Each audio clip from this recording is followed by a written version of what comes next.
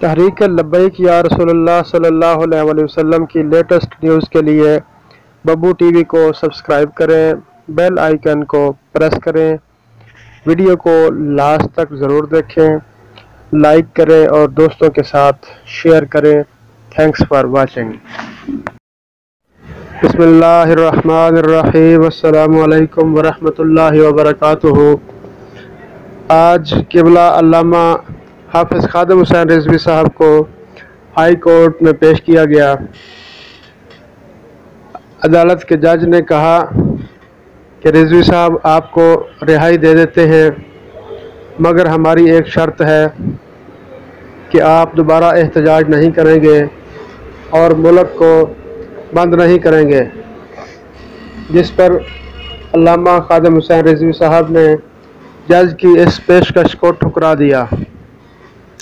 جی ہاں، پچھلے 5 ماہ سے اسیران ختم نبوت جناب امیر المجاہدین علامہ خادم حسین رضوی صاحب پابند سلاسل ہیں، اور اسٹیبلشمنٹ 5 ماہ سے 4 دفعہ مذاکرات کرنے کی کوشش کر چکی ہے، اور یہی شرط رکھتی ہے کہ آپ احتجاج کرنے کے لیے ملک کو بند نہیں کریں گے، جس پر رضوی صاحب کا جواب نہ میں ہوتا ہے، جس کی وجہ سے ابھی تک رضوی صاحب رہا نہیں ہو سکے۔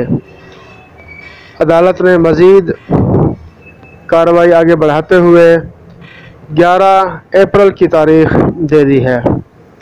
یاد رہے، علامہ حافظ خادم حسین رضوی صاحب سمیت 40,000 علماء کرام اور دیگر کارکنان کو گرفتار کیا گیا پچھلے سال 23 نومبر 2018 کو، اور آج تک علامہ حافظ خادم حسین رضوی صاحب کو عدالتوں میں چکر کٹوا رہے ہیں، تاریخ پہ تاریخ دے رہے ہیں۔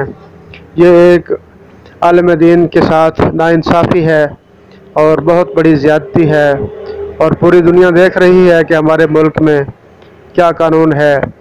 جس شخص کے اوپر کوئی جرم بھی ثابت نہیں ہوا، اس کو بلا وجہ سلاخوں کے پیچھے رکھنے کی کیا وجہ ہے؟ یقیناً یہ اغیار کو خوش کرنے کا ایک طریقہ ہے، اور اسی سلسلے میں آسیہ ملونہ کو بھی رہا کیا گیا اور اغیار کو خوش کیا گیا۔ کی محمد سے وفا تو نے تو ہم تیرے ہیں، کی محمد سے وفا تو نے تو ہم تیرے ہیں، یہ جہاں چیز ہے کیا لوح و قلم تیرے ہیں۔ جو حضور علیہ السلام سے وفا کرے گا، اللہ تبارک و تعالی اسی کو لوح و قلم دے گا، اور جو حضور کے ساتھ وفا نہیں کرے گا، اللہ تبارک و تعالی پھر عدل کرنے والا ہے، اور اس دن کوئی کسی کا نہیں ہوگا۔ لبیک لبیک لبیک یا رسول اللہ، تاجدار ختم نبوت، زندہ باد زندہ باد زندہ باد۔ ویڈیو کو لائک کریں، اپنے دوستوں کے ساتھ شیئر کریں۔ ملتے ہیں ایک نئی ویڈیو کے ساتھ، تب تک کے لیے اجازت دیں۔ اللہ حافظ۔